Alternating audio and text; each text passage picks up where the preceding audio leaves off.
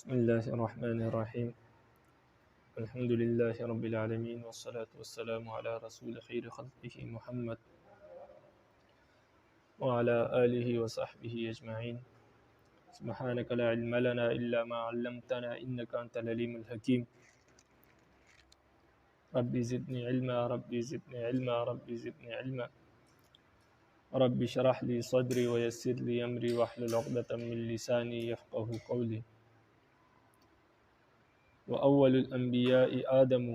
وآخرهم محمد صلی اللہ علیہ وسلم علیہم السلام.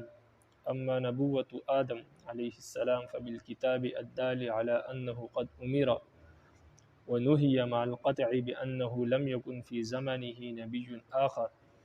فهو بالوحي لا غير. وكذا السنة والإجماع فإنكار نبوته على ما نقل عن البعض يكون كفرا. انبیاء کی بحث چل رہی تھی. یہاں سے مصنف رحمہ اللہ فرماتے ہیں کہ انبیاء تو کافی سارے ہیں، لیکن سب سے پہلے نبی حضرت آدم علیہ السلام ہے، اور سب سے آخری نبی محمد الرسول اللہ صلی اللہ علیہ وسلم ہے.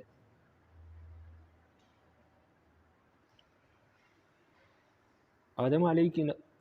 السلام کی نبوت کہاں سے ثابت ہے؟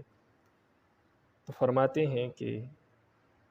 سب سے پہلے تو آدم علیہ السلام کی جو نبوت ہے وہ کتاب اللہ سے ثابت ہے، یعنی قرآن مجید سے ثابت ہے.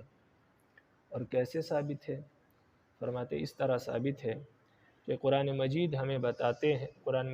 بتاتا ہے کہ رب العالمین نے آدم علیہ السلام کو کچھ باتوں کا حکم دیا اور کچھ باتوں سے منع کیا. اور یہ بات بھی یقینی ہے کہ آدم علیہ السلام کے زمانے میں کوئی دوسرا نبی نہیں تھا جن کے ذریعے سے رب العالمین آدم علیہ السلام کو منع کرتے،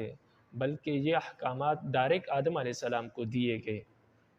کیونکہ ان کے زمانے میں کوئی نبی نہیں تھا، تو گویا یہ احکامات آدم علیہ السلام کو بطور وحی کے دیے گئے، ڈائریکٹ ان کو دیے گئے، کسی دوسرے انسان کے ذریعے سے نہیں دیے گئے، کسی دوسرے نبی کے ذریعے سے نہیں دیے گئے، کیونکہ ان کے دور میں کوئی دوسرا نبی نہیں تھا. تو یہ احکامات جو آدم علیہ السلام کو دیے گئے، یہ وحی کے ذریعے ڈائریکٹ آدم علیہ السلام کو دیے گئے. اور یہ بات یقینی ہے کہ جس پر وحی نازل ہوتی ہے وہ اللہ کا نبی ہوتا ہے. تو لہٰذا جب آدم علیہ السلام کو وحی کے ذریعے یہ احکامات دیے گئے تو آدم علیہ السلام پر وحی نازل ہوئی. جب وحی نازل ہوئی تو اللہ کے نبی ہے. وہ احکامات یہ ہے کہ سورہ بقرہ میں رب العالمین فرماتے ہیں وَيَا آدَمُ اسْكُنْ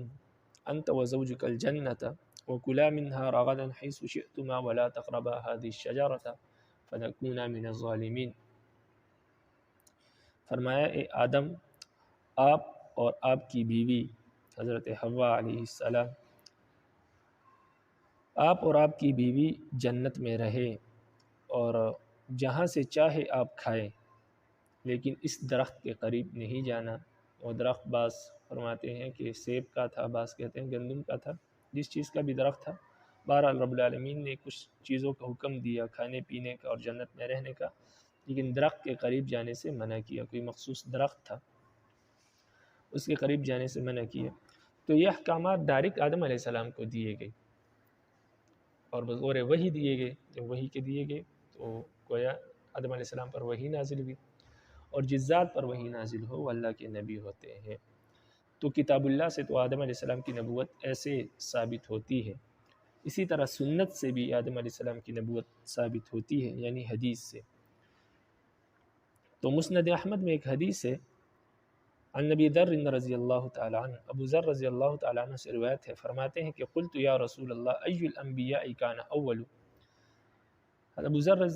رضی اللہ تعالیٰ عنہ فرماتے ہیں کہ میں نے نبی علیہ السلام سے سوال کیا کہ اللہ کے نبی، انبیاء میں سے سب سے پہلے نبی کون تھے؟ قال، نبی علیہ السلام نے فرمایا آدم علیہ السلام سب سے پہلے نبی تھے. اس کو مسند احمد میں روایت کیا گیا ہے. تو معلوم ہوا کہ آدم علیہ السلام نبی تھی اس روایت سے، اور یہ بھی معلوم ہوا کہ سب سے پہلے نبی تھے.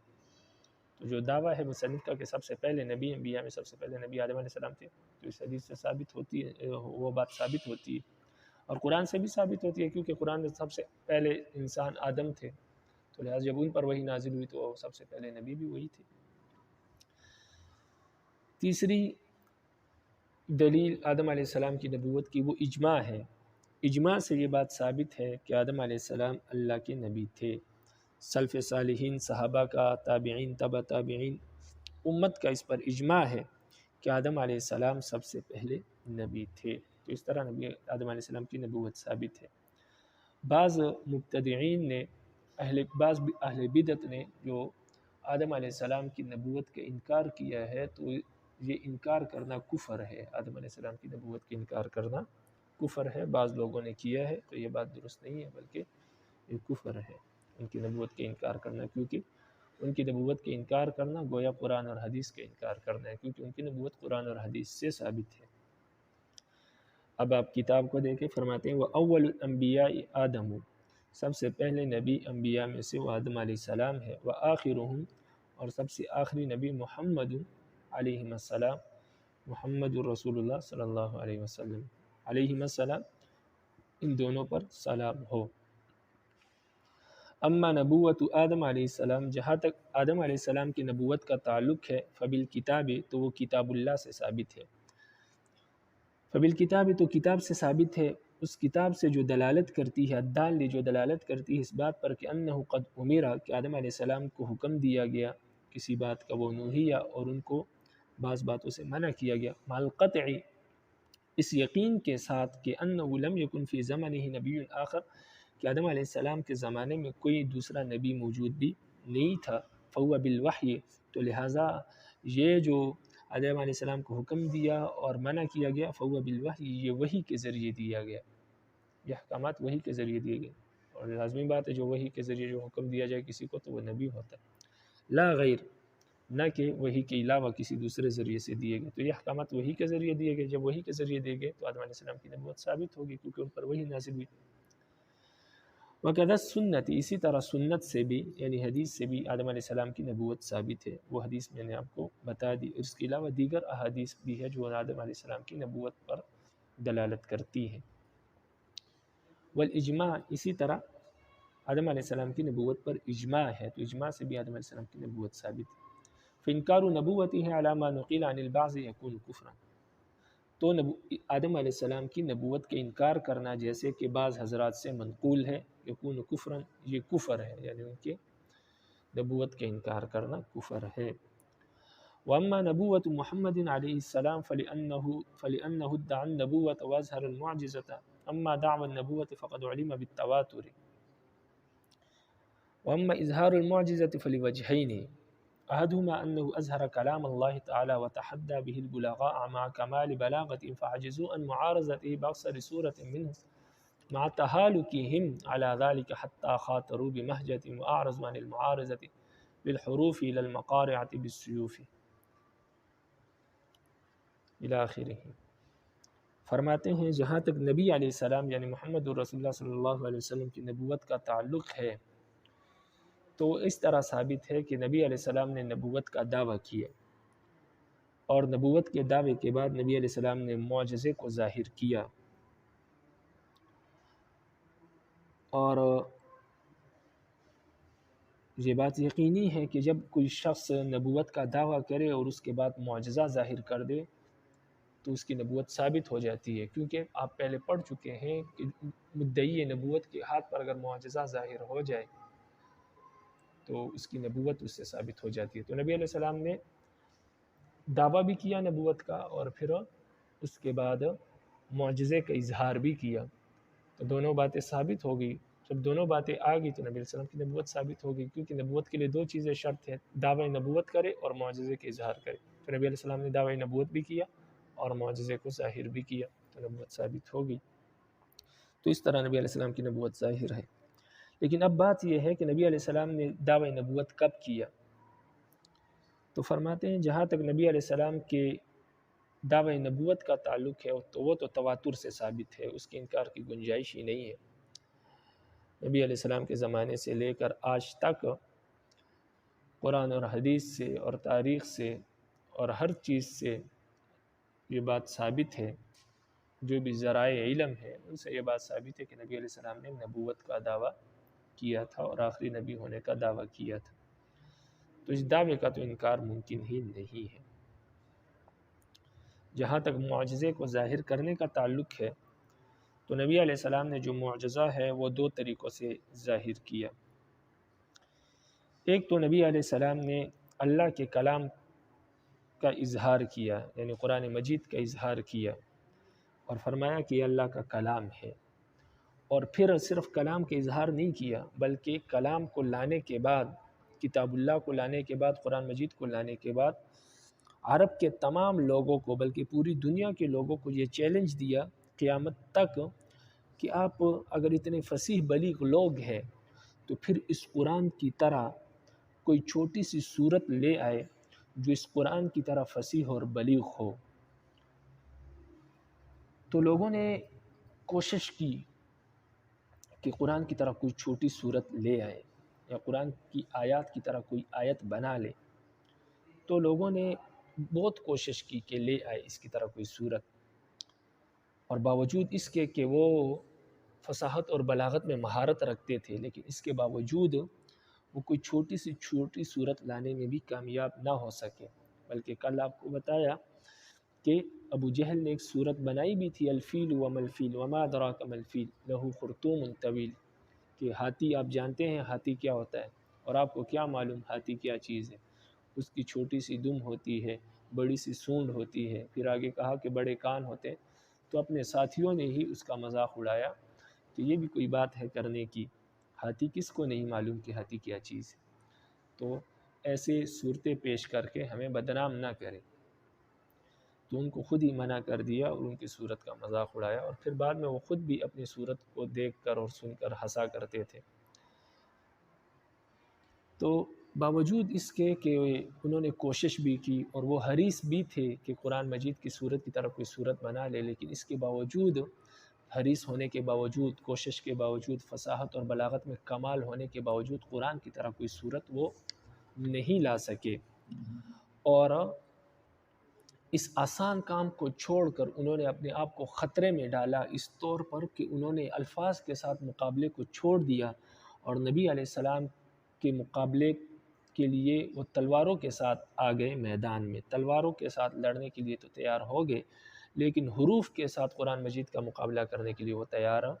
نہ ہوئے۔ اور اسی طرح ان سے کوئی ایسی چیز منقول نہیں ہے جو قرآن مجید کے قریب تر بھی ہو، قریب بھی ہو، چہ جائے کہ قرآن مجید کے ہم پلہ ہو، قرآن مجید کے مقابلے میں ہو، بلکہ قرآن مجید کے قریب بھی کوئی ایسی بات، وہ کوئی ایسی صورت، کوئی آیت پیش نہ کر سکے جو قرآن مجید سے مشابہت ہی رکھتی ہو، تو کوئی ایسی بات وہ پیش نہ کر سکے، باوجود اس کے کہ وہ فصاحت بلاغت میں کمال رکھتے تھے۔ تو جب یہ تمام باتیں ہیں کہ وہ چھوٹی صورت لانے پر، کوئی صورت لانے پر حریص بھی تھے، انہوں نے کوشش بھی کی، اور وہ فصاحت بلاغت میں کمال بھی رکھتے تھے، لیکن اس کے باوجود ان سے کوئی چھوٹی سی صورت بھی ثابت نہیں ہے جو قرآن مجید کے قریب بھی ہو فصاحت بلاغت میں، اور اس کو چھوڑ کر وہ تلواروں کے ساتھ مقابلہ کرنے پر اتر آئے۔ تو جب یہ تمام باتیں ہیں کہ اتنی کوششوں کے باوجود وہ قرآن مجید کے قریب تر بھی فصاحت بلاغت میں کوئی صورت، کوئی آیت پیش نہ کر سکے، تو اس سے معلوم ہوا کہ تمام دنیا مل کر جب چھوٹی صورت پیش نہ کر سکے، کوئی آیت پیش نہ کر سکے قرآن مجید کی فصاحت اور بلاغت کے برابر، تو کیا قریب تر بھی کوئی صورت پیش نہ کر سکے، تو اس سے یہ بات معلوم ہو گئی یقین کے ساتھ کہ یہ اللہ کا کلام ہے، کسی مخلوق کا کلام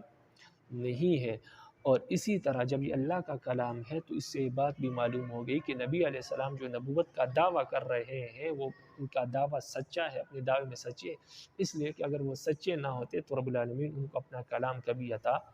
نہ کرتے، تو اس سے یہ بات معلوم ہو گئی۔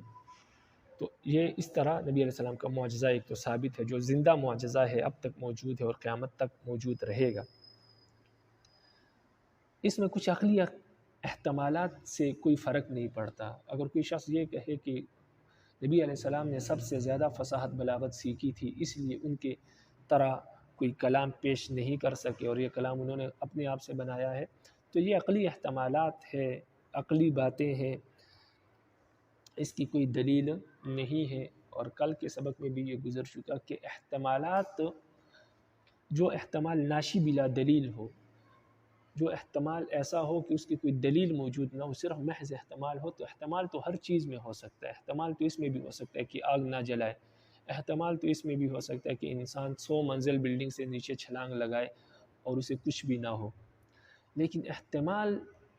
پر عمل نہیں ہوتا جب تک کہ یقین نہ ہو۔ ایک طرف یقین ہے، دوسری طرف احتمال ہے، تو یقین پر عمل ہوتا ہے، احتمال پر نہیں ہوتا۔ یقین ہے کہ آگ جلاتی ہے، احتمال ہے، امکان ہے کہ آگ نہ جلائے،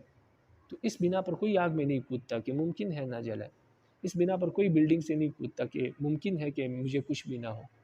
تو احتمال اور امکان تو ہر چیز میں ہے، لیکن جہاں پر یقین ہو وہاں پر احتمال کو چھوڑا جاتا ہے۔ تو نبی علیہ السلام کی نبوت اور کلام اللہ کے ان تمام چیزوں سے اللہ کا کلام ثابت ہونا یقینی ہے،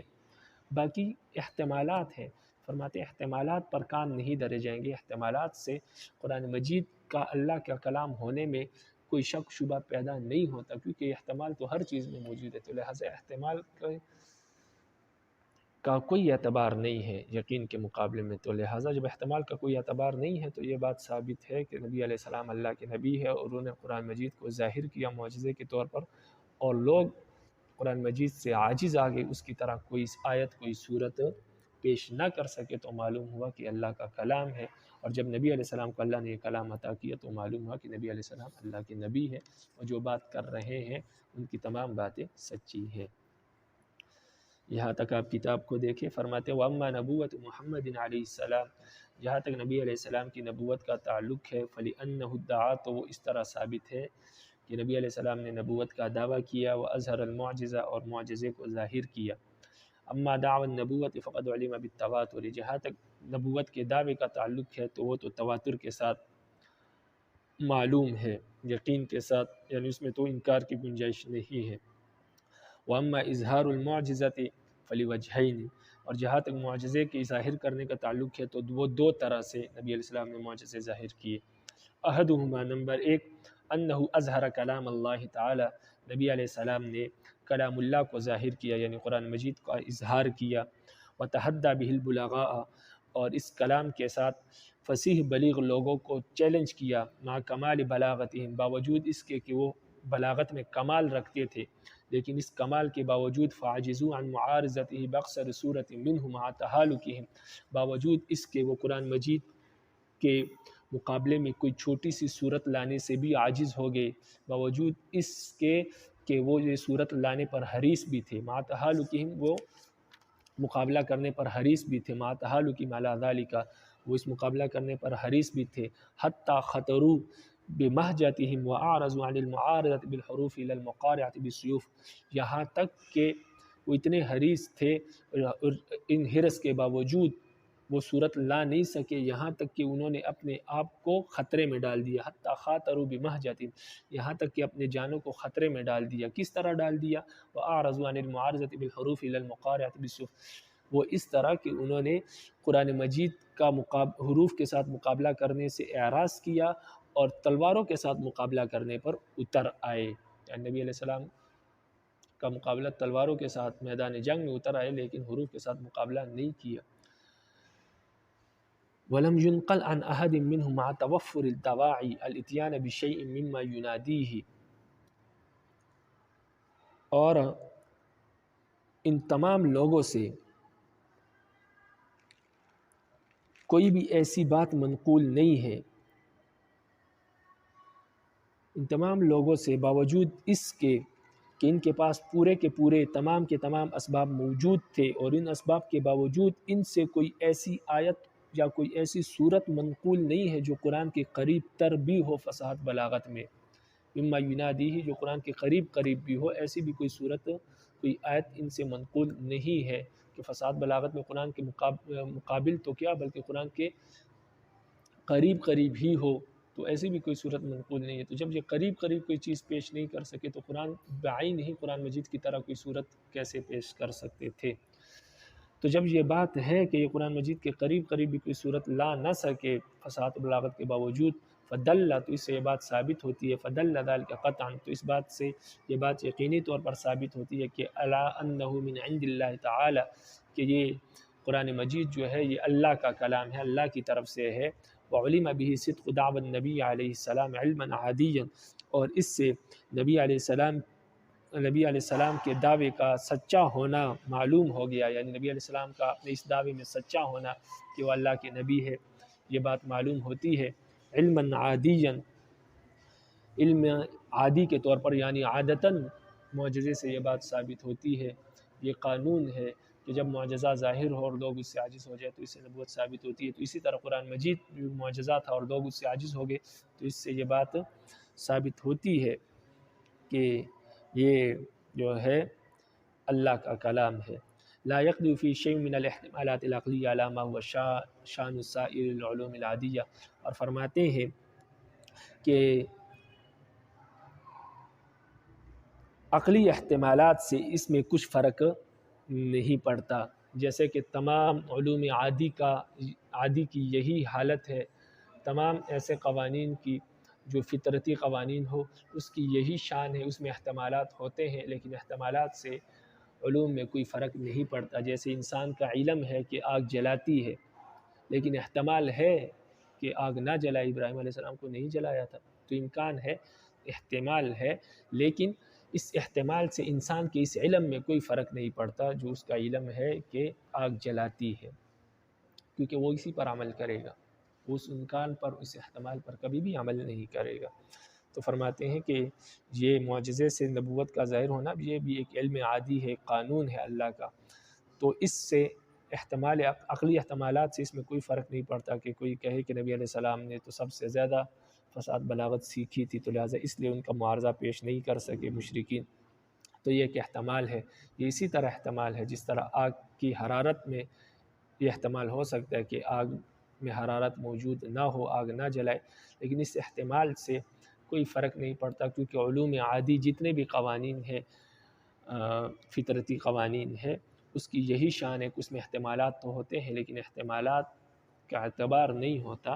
بلکہ یقین کا اعتبار ہوتا ہے۔ جو علوم ہے اس علم کا اعتبار ہوگا، اس میں جو احتمالات ہے اس کے اعتبار نہیں ہوگا، جب تک احتمال دلیل اور یقین سے ثابت نہ ہو جائے۔ کسی آگ کے بارے میں یہ ثابت نہ ہو جائے کہ یہ آگ نہیں جلاتی، تب تک ہم نہیں مانیں گے کہ یہ آگ نہیں جلاتی۔ کسی آگ کے بارے میں ثابت ہو جائے، جیسے ابراہیم علیہ السلام کے لیے جو آگ جلائی گئی تھی اس کے بارے میں ثابت ہے، تو اس آگ کے بارے میں ہم کہیں گے کہ وہ آگ نہیں جلاتی تھی ابراہیم علیہ السلام کو، لیکن اس کے ماں سوا جتنے بھی آگ ہے دنیا میں اس تمام کے بارے میں ہم یہی یقین رکھیں گے کہ وہ آگ جلاتی ہے۔ بہرحال اتنی بات یاد رکھیں کہ احتمالات کا کوئی اعتبار نہیں ہے جب تک کہ وہ کسی دلیل سے ثابت نہ ہو جائے وہ احتمال، اور یقینی طور پر ثابت نہ ہو جائے۔ تو یہ تو نبی علیہ السلام نے معجزے کا اظہار کیا ایک صورت میں، یعنی نبوت کا دعویٰ تو تواتر سے ثابت ہے، اور معجزہ کا اظہار جو ہے وہ دو طرح سے، ایک تو یہ ہے کہ اللہ کا کلام نبی علیہ السلام نے ظاہر کیا اور پھر لوگوں کو اس کے بارے میں چیلنج دیا، تو یہ تو زندہ معجزہ ہے جو آج بھی موجود ہے اور قیامت تک رہے گا، اور قیامت تک تمام دنیا کے لوگوں کو یہ چیلنج ہے کہ وہ اس کے معارضہ پیش کرے، اس کی طرح کوئی یا صورت بنا کر لے آئے۔ نمبر دو، دوسرے طریقے سے جو نبی علیہ السلام نے معجزہ ظاہر کیا وہ اس کی تفصیل یہ ہے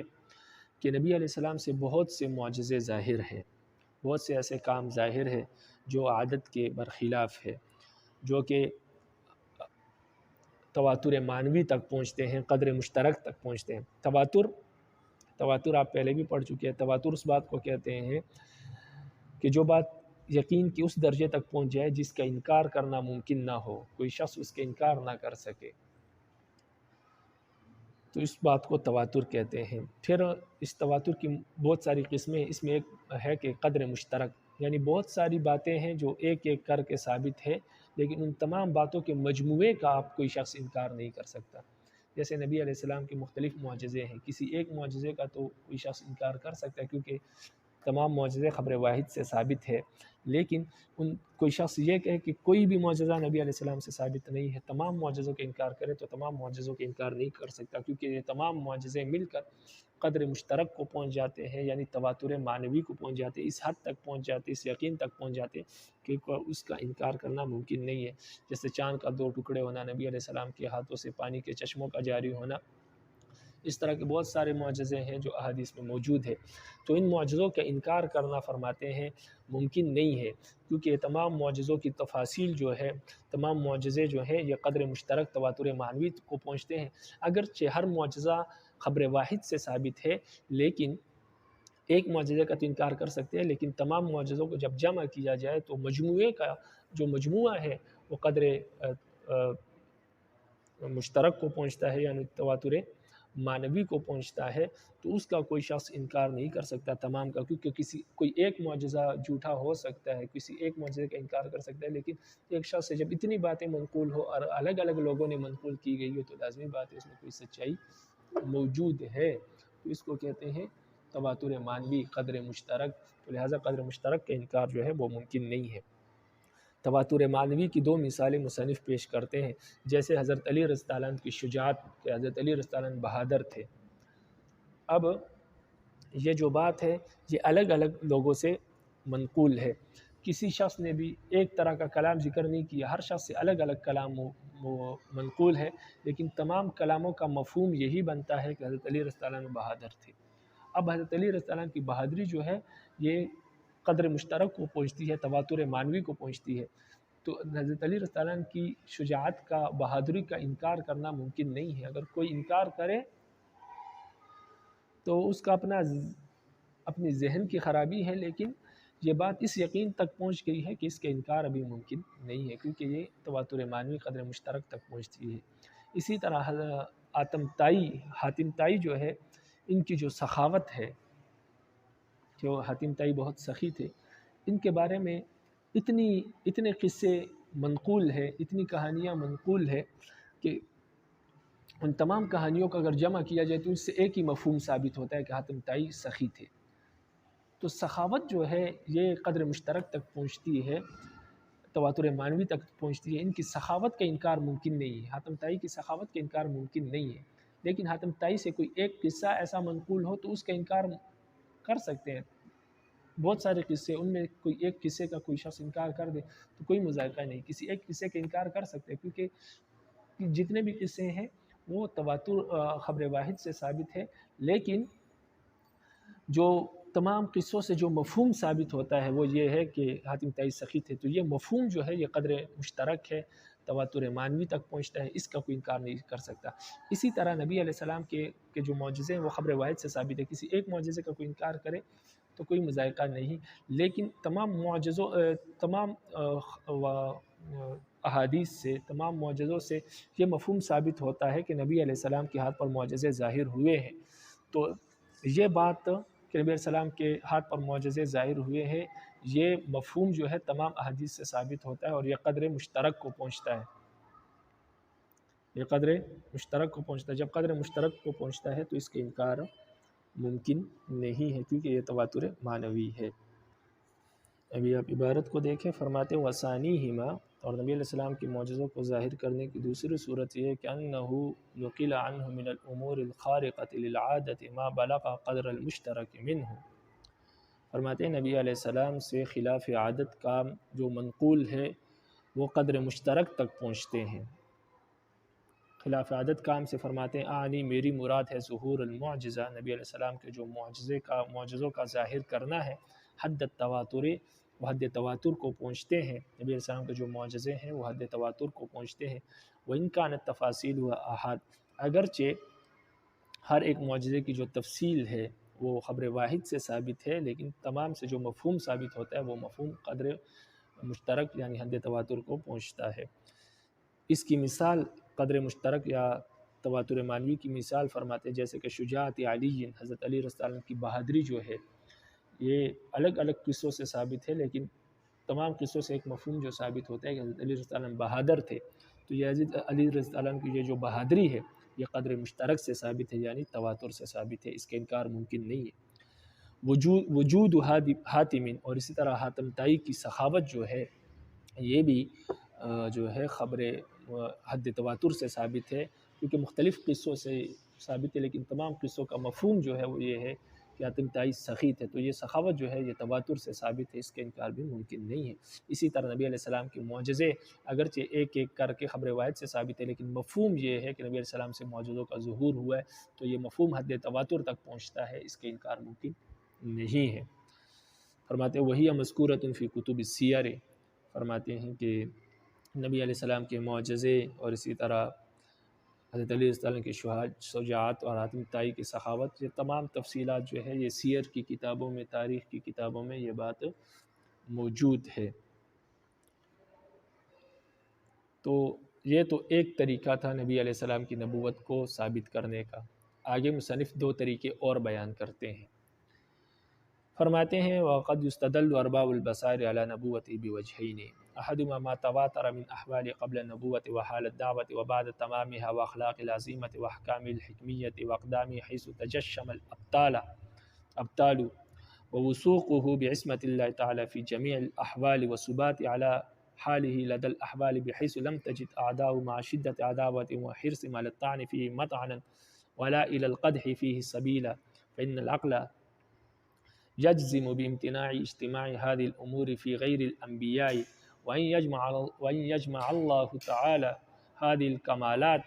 الكمالات في حق من يعلم أنه يفتري عليه ثم يمهله 23 سنة ثم يظهر دينه على سائر الأديان وينصره على أعدائه ويحيي آثاره بعد موته إلى يوم القيامة۔ فرماتے ہیں کہ اہل بصائر یعنی عقل والوں نے، عقل مند لوگوں نے، حکماء نے نبی علیہ السلام کی نبوت کو دو طریقوں سے ثابت کیا ہے۔ ایک طریقہ تو بیان ہوا، اس کے علاوہ فرماتے ہیں کہ اہل عقل نے، اہل بصیرت نے، علماء نے نبی علیہ السلام کی نبوت کو دو طریقوں سے ثابت کیا ہے، یعنی عقلی طریقوں سے، عقلی دلائل سے دو طریقوں سے ثابت کیا ہے۔ پہلا طریقہ یہ ہے کہ اہل بصائر علماء فرماتے ہیں کہ دیکھیں نبی علیہ السلام کی جو حالت تھی نبوت سے پہلے اس کو دیکھیں۔ نبی علیہ السلام کی ایسی حالت تھی، نبوت سے پہلے ایسی زندگی گزاری کہ لوگ آپ صلی اللہ علیہ وسلم کو صادق اور امین کہا کرتے تھے، یہ آپ کا لقب تھا۔ پھر جب نبوت کا دعویٰ کیا اس وقت آپ صلی اللہ علیہ وسلم کی حالت کو دیکھے، تو اس وقت بھی نبی علیہ السلام جب کوئی صفا پر چڑھے اور کہا کہ اگر میں آپ کو یہ بتاؤں کہ پہاڑ کے پیچھے سے ایک لشکر آ رہا ہے تو آپ میرا یقین کریں گے، تو تمام لوگوں نے یک زبان ہو کر کہا کہ بے شک ہم نے آپ کو کبھی جھوٹ بولتے نہیں سنا، آپ صادق ہے اور امین ہے۔ اور اس وقت بھی لوگوں نے صداقت اور امانت کی گواہی دی۔ تو نبی علیہ السلام نبوت سے پہلے بھی صادق اور امین تھے، ایسی زندگی گزاری۔ نبوت کا دعویٰ کرتے وقت بھی لوگوں نے صداقت اور امانت کی گواہی دی آپ کی، اور نبوت کے بعد جب نبی علیہ السلام نے نبوت کا دعویٰ کیا اس کے بعد نبی علیہ السلام کے جو اخلاق ہم تک پہنچتے ہیں تواتر کے ساتھ، کہ نبی علیہ السلام کے عظیم اخلاق تھے، جو زیادتی کرے اس کو معاف کرنا، یہ اخلاق کی بلند ترین سطح ہوتی ہے کہ جو زیادتی کرے اس کو معاف کرنا، جو توڑے اس سے جوڑے، جو بے انصافی کرے اس کے ساتھ رحم کا معاملہ کرنا، تو یہ نبی علیہ السلام کے اخلاق تھے نبوت کے بعد۔ اسی طرح نبی علیہ السلام جو احکامات لے کر آئے، جو لوگوں کو بتائے، وہ حکمت سے بھرپور ہے۔ جو بھی احکامات ہیں، کھانے سے پہلے ہاتھ دھونا، اس کو خشک نہیں کرنا، اس طرح کے دیگر احکامات جو ہے، اس طرح کھانا سورج کے غروب ہونے سے پہلے کھانا، سورج کے طلوع ہونے کے بعد کھانا کھانا، یہ آج سائنس بتاتی ہے کہ انسان کا معدہ سورج کے طلوع ہونے کے ساتھ کام کرتا ہے، سورج کے غروب ہونے کے ساتھ کام چھوڑ دیتا ہے، اس کے بعد اگر آپ کچھ کھائیں گے آپ کے معدے پر بوجھ بن جائے گا۔ لیکن سال میں ایک مہینہ ایسا آتا ہے کہ انسان کا جو معدہ ہے وہ سورج کے غروب ہونے کے ساتھ کام کرتا ہے اور سورج کے طلوع ہونے کے ساتھ کام کرنا چھوڑ دیتا ہے، اور اسلام اس کو رمضان کا مہینہ کہتا ہے۔ تو رمضان میں جب ہم کھاتے ہیں سحری تو سورج غروب ہوتا ہے،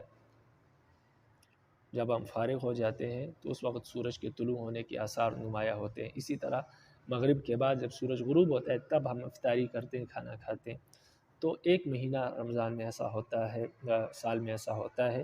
جس میں انسان کا جو معدہ ہے یہ سورج کے غروب ہونے کے ساتھ کام کرتا ہے۔ تو اس طرح کے احکامات نبی علیہ السلام نے دیے جو حکمت سے بھرپور تھے۔ اسی طرح نبی علیہ السلام کی ثابت قدمی کو آپ دیکھیں کہ نبی علیہ السلام ایسے وقت میں بھی ثابت قدم رہے کہ جس وقت میں بڑے بڑے پہلوانوں کے پیر پھسل جاتے ہیں اور وہ اپنی جگہ چھوڑ دیتے ہیں، وہ ثابت قدم نہیں رہ سکتے۔ اسی طرح نبی علیہ السلام کا اللہ تعالیٰ پر بھروسہ کرنا اور اعتماد کرنا تمام حالتوں میں،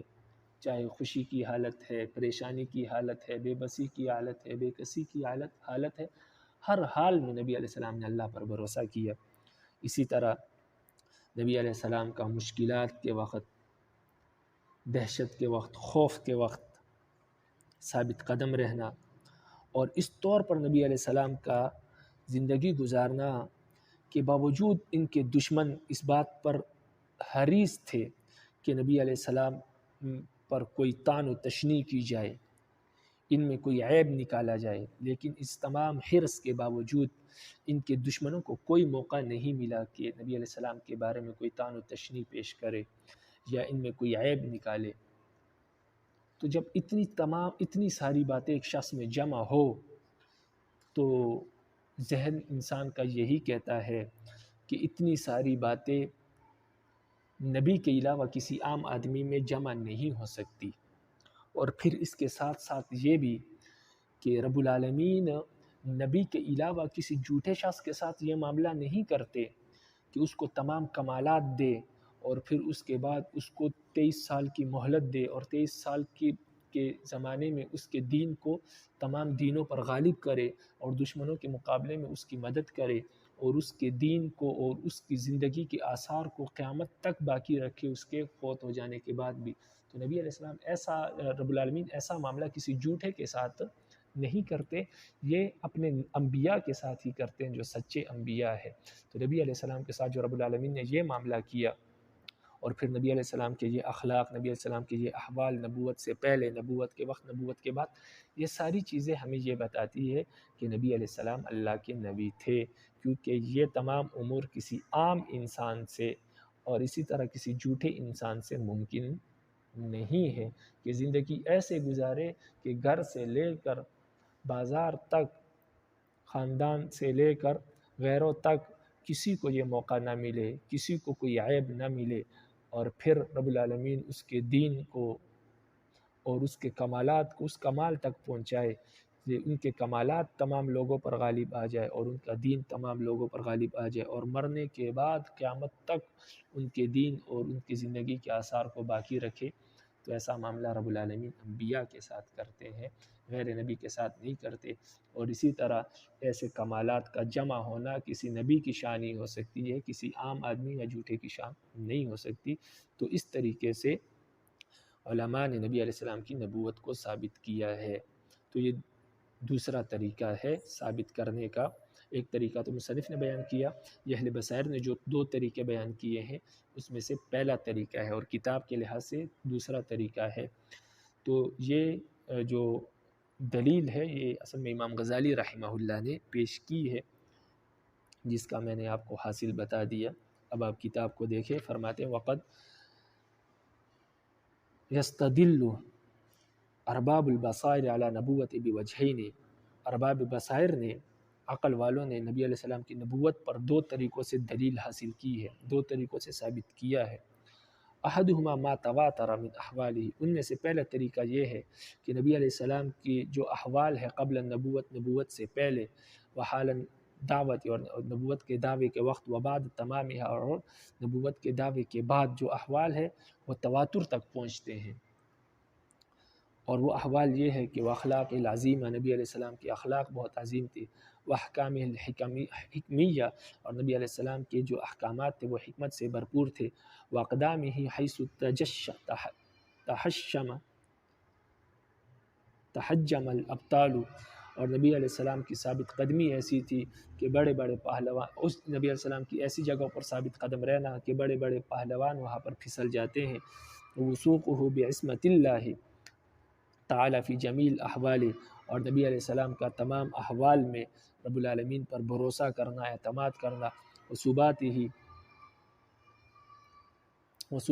علی حالہ لدى الاحوال، اور نبی علیہ السلام کا تمام حالتوں میں، خوف اور دہشت کی حالتوں میں اپنے حالت پر اس طرح ثابت قدم رہنا کہ بحیث لم تجد اعداؤہ، اور نبی علیہ السلام کے اس طرح رہنا کہ لم تجد اعداؤہ مع شدت عداوت وحرص علی الطعن فیہ مطعنا، کہ ان کے دشمنوں نے باوجود ان کے ساتھ عداوت کے اور ان پر طعن و تشنیع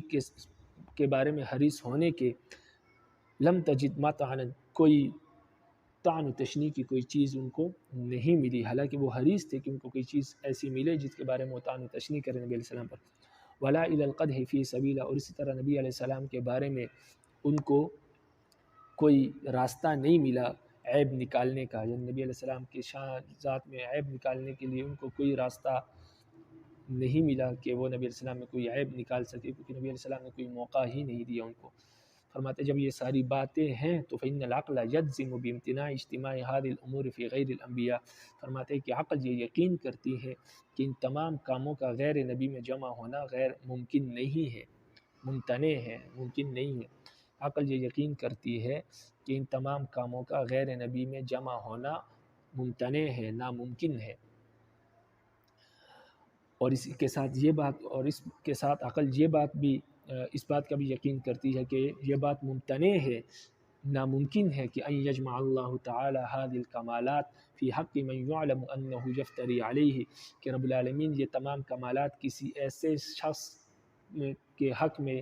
کسی ایسے شخص کی ذات میں یہ تمام کمالات رکھے جس کے بارے میں رب العالمین کو معلوم ہو کہ انه یفتری علیہ، کہ وہ اس پر جھوٹ بول رہا ہے، ثم یمہلہ 23 سنہ، پھر رب العالمین اس کو 23 سال کی مہلت دے، ثم یظہر دینہ علی سائر الادیان، پھر رب العالمین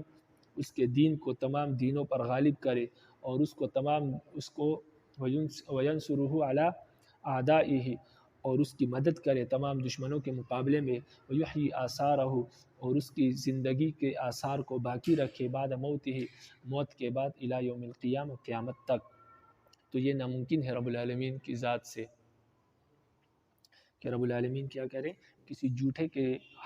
جھوٹے شخص میں یہ تمام کمالات رکھے اور پھر اس کو 23 سال کی مہلت دے اور اس کے دین کو تمام دینوں پر غالب کرے اور اس کی زندگی کو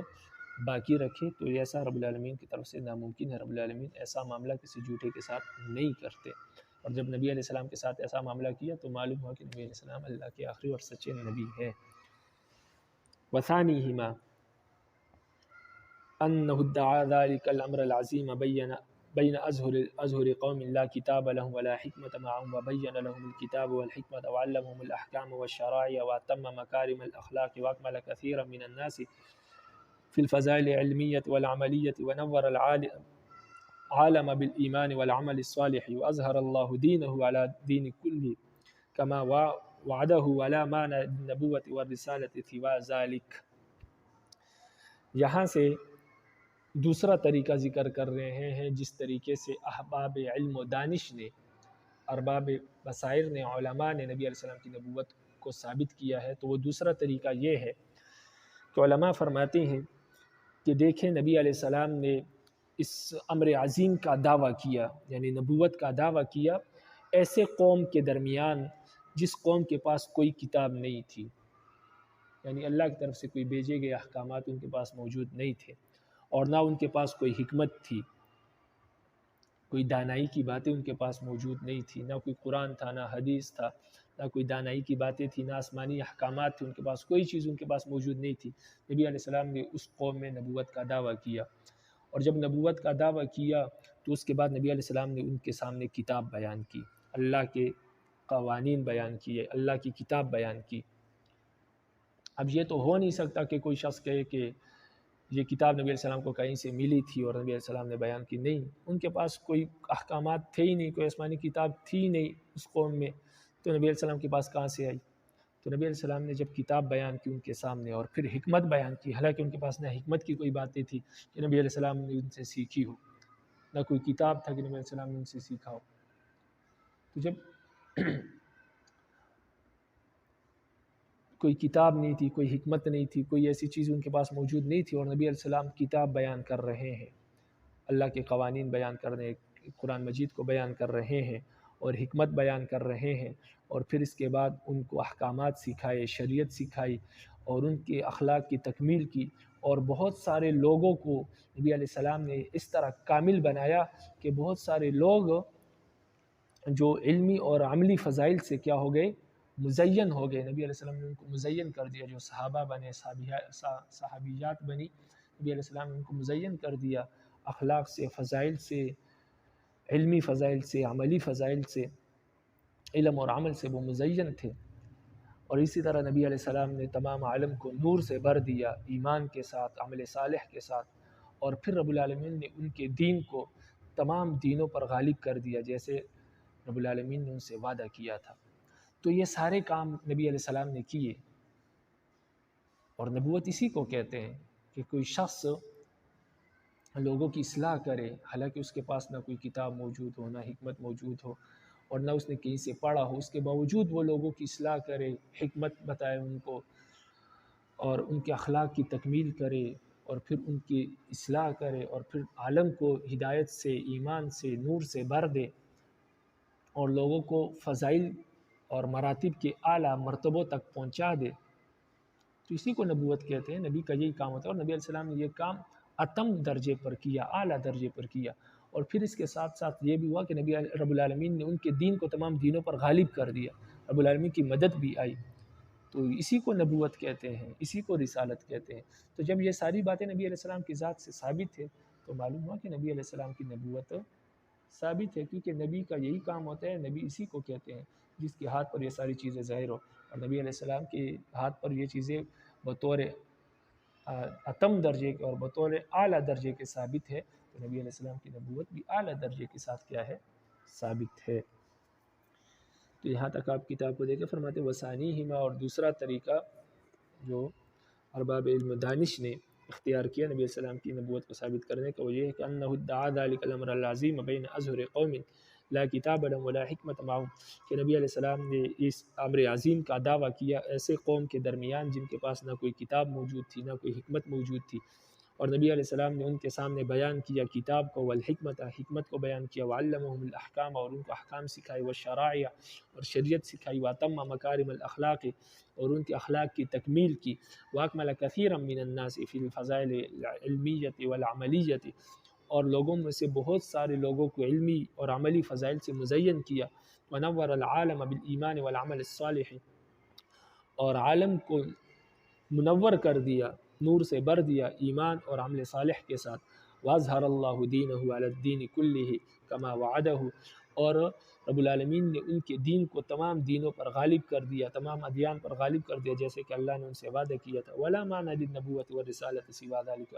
اور نبوت اور رسالت کے اس کے سوا اور کوئی معنی نہیں ہے، اسی کو رسالت اور نبوت کہتے ہیں۔ جب یہ ساری باتیں نبی علیہ السلام سے ثابت ہے تو نبی علیہ السلام کی نبوت بھی ثابت ہے۔ یہاں تک تو یہ بات ہوئی کہ نبی علیہ السلام کی نبوت ثابت ہے، لیکن مصنف نے دعویٰ کیا تھا کہ نبی علیہ السلام نبی بھی ہے اور اللہ کی آخری نبی ہے، تو نبی علیہ السلام کا آخری نبی ہونا کہاں سے ثابت ہے؟ تو فرماتے ہیں کہ جب نبی علیہ السلام کی نبوت ثابت ہو گئی کہ نبی علیہ السلام اللہ کے نبی ہے، ان تین دلائل سے جو ہم نے پیش کیے، ایک طریقہ پہلے پیش کیا اور دو طریقے ارباب علم و دانش نے پیش کیے نبی علیہ السلام کی نبوت کو ثابت کرنے کے، تو فرماتے ہیں جب ان طریقوں سے نبی علیہ السلام کی نبوت ثابت ہو گئی تو اب نبی علیہ السلام کی ہر بات سچی ہے، کیونکہ وہ نبی ہے، جب نبوت ثابت ہوگی تو ان کی ہر بات سچی ہے، اور ان پر جو کتاب نازل ہوئی ہے وہ کتاب بھی کیا ہے، سچی ہے۔ تو جب نبی علیہ السلام کی نبوت ثابت ہوگی تو نبی علیہ السلام کی ہر بات کا سچا ہونا بھی ثابت ہو گیا، اور اسی طرح نبی علیہ السلام پر جو کتاب نازل ہوئی وہ کتاب بھی سچی ہے۔ تو اب یہ دیکھیں کہ نبی علیہ السلام نے خود فرمایا ہے کہ نبی علیہ السلام اللہ کے آخری نبی ہے، کیونکہ وہ نبی ہے تو ان کی ہر بات سچی ہے، تو ان کی باتوں میں سے ایک بات یہ بھی ہے کہ انہوں نے فرمایا کہ وہ اللہ کے آخری نبی ہے۔ اسی طرح نبی علیہ السلام پر جو کتاب نازل ہوئی وہ بھی سچی کتاب ہے، اور اس کتاب میں رب العالمین فرماتے ہیں کہ انہو ما کان محمد ابا احد من رجالکم ولکن رسول اللہ وخاتم النبی، نبی علیہ السلام جو ہے وہ آخری نبی ہے، خاتم النبیین ہے۔ تو جب نبی علیہ السلام کی نبوت ثابت ہو گئی تو اس سے نبی علیہ السلام کا سچا ہونا ثابت ہو گیا۔ جب نبی علیہ السلام سچے ہیں تو ان کی ہر بات سچی ہے، اور جب نبی علیہ السلام سچے ہیں تو ان پر نازل شدہ کتاب بھی سچی ہے۔ تو لہٰذا نبی علیہ السلام کی اپنی باتوں میں، اپنی احادیث میں یہ بات ہے کہ نبی علیہ السلام اللہ کے آخری نبی ہے، اور وہ جو حدیثیں ہیں وہ کئی ہیں، 100 سے زائد حدیثوں سے یہ بات ثابت ہے۔ اور اسی طرح قرآن مجید کی 100 آیات سے زیادہ آیات سے یہ بات ثابت ہے کہ نبی علیہ السلام اللہ کے آخری نبی ہے۔ تو جب نبی علیہ السلام کی باتیں سچی ہے اور نبی علیہ السلام کی باتوں سے یہ بات ثابت ہے کہ نبی علیہ السلام اللہ کے آخری نبی ہے، اور اسی طرح نبی علیہ السلام پر جو نازل شدہ کتاب ہے وہ سچی ہے، اور اس کتاب سے یہ بات ثابت ہے کہ نبی علیہ السلام اللہ کے آخری نبی ہے، تو نبی علیہ السلام کا آخری نبی ہونا بھی ثابت ہو گیا۔ فرماتے ہیں جب نبی علیہ السلام کا آخری نبی ثابت نبی علیہ السلام کا آخری نبی ثابت نبی علیہ السلام کا آخری نبی ہونا ثابت ہو گیا، تو پھر بعض عیسائیوں نے جو یہ دعویٰ کیا ہے کہ نبی علیہ السلام کی جو نبوت ہے وہ صرف عرب کے ساتھ مختص تھی، فرماتے ہیں یہ بات درست نہیں ہے۔ نبی علیہ السلام صرف عرب کے نبی نہیں ہے، بلکہ نبی علیہ السلام تمام انسانوں کے نبی ہے۔ انسان تو کیا بلکہ تمام انسانوں اور جنوں کے نبی ہے، جنات کی طرف بھی نبی علیہ السلام مبعوث ہوئے۔ نبی علیہ السلام کے بعد نہ جنات میں سے کوئی نبی آ سکتا ہے، نہ انسانوں میں۔ نبی علیہ السلام جنوں کے بھی نبی تھے اور انسانوں کے بھی نبی ہے، اور قیامت تک نبی علیہ السلام کی نبوت ہی رہے گی۔ آگے ایک سوال کر رہے ہیں اور پھر اس سوال کا جواب مصنف دے رہے ہیں۔ فرماتے ہیں اگر کوئی شخص یہ کہے کہ نبی علیہ السلام اگر آخری نبی ہے تو حدیث میں تو آتا ہے کہ عیسیٰ علیہ السلام نازل ہوں گے، قرب قیامت عیسیٰ علیہ السلام کا نزول ہوگا، تو عیسیٰ علیہ السلام پھر تو عیسیٰ علیہ السلام آخری نبی ہوئے۔ تو اس کا جواب یہ ہے جو مصنف نے بھی دیا ہے کہ بات یہ ہے کہ عیسیٰ علیہ السلام اپنے وقت میں نبی تھے، پھر ان کو آسمانوں پر اٹھا لیا گیا، پھر نبی علیہ السلام جب آئے تو ان کی شریعت منسوخ ہو گئی۔ اب عیسیٰ علیہ السلام جب دوبارہ آسمان سے نازل ہوں گے تو نبی کی حیثیت سے نازل نہیں ہوں گے، بلکہ وہ امتی کی حیثیت سے نازل ہوں گے،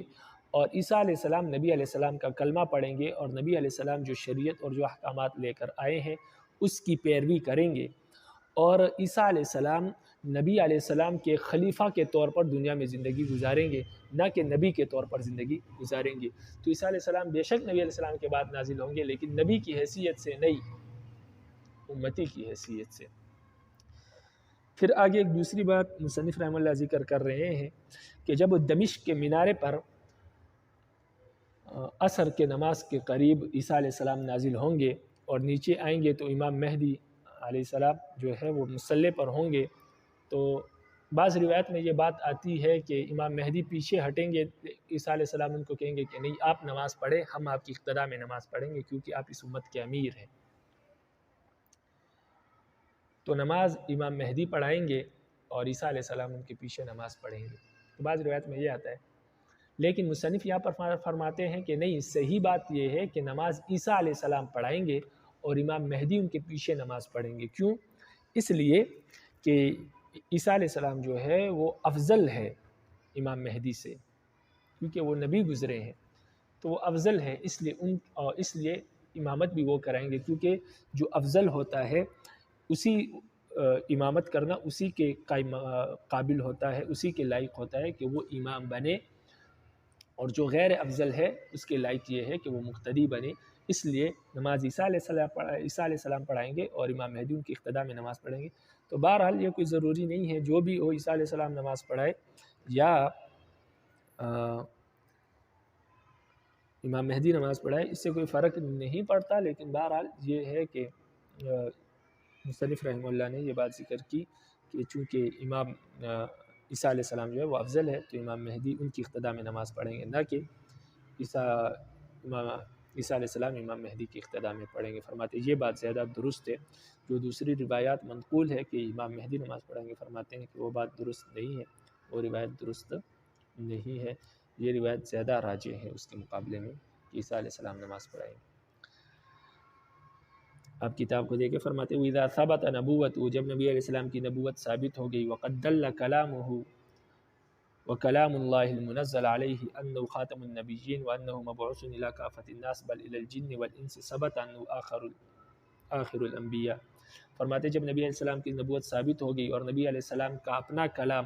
اور اللہ کا کلام جو نبی علیہ السلام پر نازل ہوا ہے وہ اس بات پر دلالت کرتا ہے کہ نبی علیہ السلام خاتم النبیین ہے اور وہ تمام انسانوں کی طرف مبعوث کیے گئے، بلکہ تمام جنوں اور انسانوں کی طرف مبعوث کیے گئے ہیں، تو اس سے یہ بات ثابت ہوتی ہے کہ نبی علیہ السلام آخری نبی ہے۔ وَأَنَّ نَبُوَّتَهُ لَا تَخْتَصُّ بِالْعَرَبِ كَمَا زَعَمَ بَعْضُ النَّصَارَى، فرماتے ہیں نبی علیہ السلام کی جو نبوت ہے وہ صرف عرب کے ساتھ خاص نہیں ہے، جیسے کہ بعض عیسائیوں نے گمان کیا ہے کہ وہ صرف عرب کے ساتھ خاص ہے۔ فرماتے ہیں ایسا نہیں ہے، بلکہ وہ صرف عرب کے ساتھ خاص نہیں ہے، بلکہ تمام دنیا کے لیے نبی علیہ السلام کی نبوت تھی، تمام لوگوں کے لیے تھی۔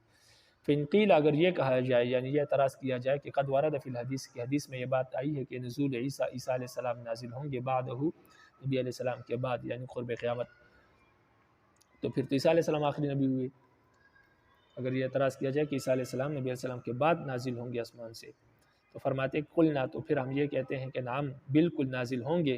لیکن یتابع محمد علیہ السلام، لیکن وہ نبی علیہ السلام کی محمد صلی اللہ علیہ وسلم کی اتباع کریں گے، لأن شریعت قد نسخت، اس لیے کہ عیسیٰ علیہ السلام کی جو شریعت تھی وہ منسوخ ہو گئی ہے، فلا یکون الیہ وحی، تو عیسیٰ علیہ السلام کی طرف آسمان سے نازل ہونے کے بعد کوئی وحی نازل نہیں ہوگی ان کی طرف، ونسب الاحکام، اور نہ ان کی طرف کوئی احکامات اتریں گے، نئے احکامات، بلکہ بل یکون خلیفۃ رسول اللہ صلی اللہ علیہ وسلم، بلکہ عیسیٰ علیہ السلام نبی علیہ السلام کے خلیفہ ہوں گے دنیا میں، اور ایک امتی کی حیثیت سے زندگی گزاریں گے۔ خلیفہ کا یہ مطلب ہے کہ نبی علیہ السلام کی شریعت کو ہی اور نبی علیہ السلام کی شریعت کے احکامات اور سنتوں کو ہی زندہ کریں گے، لوگوں میں پھیلائیں گے، ان کی طرف کوئی اور وحی نازل نہیں ہوگی اپنی، اور نہ کوئی نئے احکامات اپنے ساتھ لائیں گے، بلکہ یہی نبی علیہ السلام کی امتی بن کر آئیں گے، نبی علیہ السلام کا کلمہ پڑھیں گے اور نبی علیہ السلام کی شریعت کی تجدید کریں گے، خلیفہ کے طور پر زندگی گزاریں گے، نبی علیہ السلام کی دین میں جو کمی رہ گئی ہے، لوگوں جو عمل نہیں کرتے، بلکہ اسی دین کو، دین محمدی کو پوری دنیا میں غالب کریں گے اور اس کے احکامات کو جاری کریں گے، اسی شریعت کی تجدید کریں گے، تو یہ اس کو کہتے ہیں خلیفہ۔ تو یہ نبی علیہ السلام کے خلیفہ بن کر آئیں گے، یعنی امتی ہوں گے اور نبی علیہ السلام کی شریعت کو ہی آگے پھیلائیں گے، نہ کہ نبی بن کر۔ ثم الاصح، پھر فرماتے ہیں کہ صحیح بات یہ ہے کہ انه یصلی بالناس ویؤمهم، فرماتے ہیں کہ صحیح بات یہ ہے کہ عیسیٰ علیہ السلام ہی لوگوں کو نماز پڑھائیں گے اور وہی ان کی امامت کریں گے، ویقتدی بہ المہدی، اور امام مہدی بھی ان کی اقتداء کریں گے، یعنی ان کے پیچھے نماز پڑھیں گے، لأنه افضل، اس لیے کہ عیسیٰ علیہ السلام افضل ہے، فامامته اولا، تو عیسیٰ علیہ السلام کی امامت ہی اولا ہے۔ تو یہ اس بات کی طرف اشارہ ہے، اس روایت کی طرف کہ امام مہدی نماز پڑھائیں گے، تو فرمایا مصنف نے کہ نہیں، وہ غیر اولا روایت ہے، یہ روایت اولا ہے کہ نماز عیسیٰ علیہ السلام پڑھائیں گے کیونکہ یہ افضل ہے، اور امام مہدی غیر افضل ہے، تو لہٰذا امام مہدی امام عیسیٰ علیہ السلام ہی کے قابل اور لائق ہے کہ وہ نماز پڑھائے، اس لیے کہ جو اولا ہوتا ہے اس کی امامت زیادہ اولا ہوتی ہے، جو افضل ہوتا ہے اس کی امامت زیادہ اولا ہوتی ہے۔